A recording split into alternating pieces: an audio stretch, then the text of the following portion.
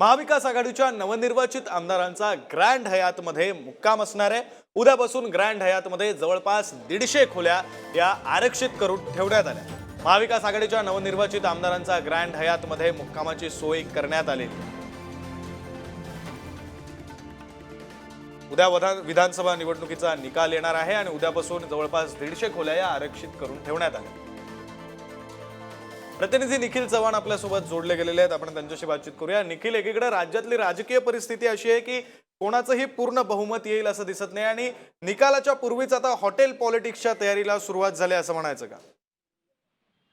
नक्कीच आपण या ठिकाणी हॉटेल पॉलिटिक्स आपण याला म्हणू शकतो, कारण ज्या प्रमाणात उद्या जो निकाल आहे तो लागणार आहे आणि या निकालाच्या अनुषंगाने जे नवनिर्वाचित आमदार निवडून येतील त्यांना एकत्रित ठेवण्यावरती महाविकास आघाडीचा जो भर आहे तो या ठिकाणी दिसतोय।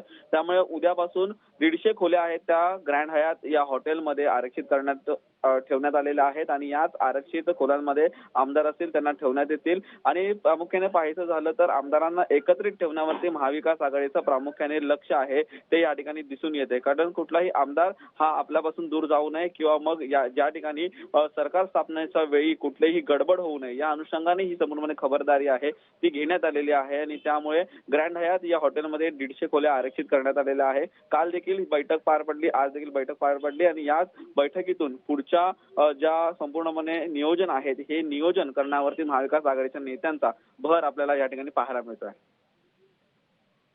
बरं, धन्यवाद निखिल, तुम्ही दिलेल्या सविस्तर माहितीसाठी। आणि याच संदर्भात हॉटेल पॉलिटिक्सच्या संदर्भात ठाकरेंच्या शिवसेनेचे नेते खासदार असलेले संजय राऊत यांनी प्रतिक्रिया दिली, आपण ती प्रतिक्रिया पाहूया।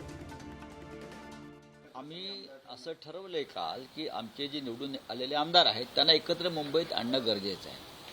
ग्रामीण भागातल्या अनेक आमदारांना मुंबईत निवास व्यवस्था नाही, नवीन आमदार येतील, जुने आमदार असतात त्यांची काहीतरी व्यवस्था असते, पण ग्रामीण भागातून गडचिरोलीपासून चंद्रपूर नांदेड नवीन आमदार निवडून येणार, ते मुंबईत राहणार कुठे एकत्र?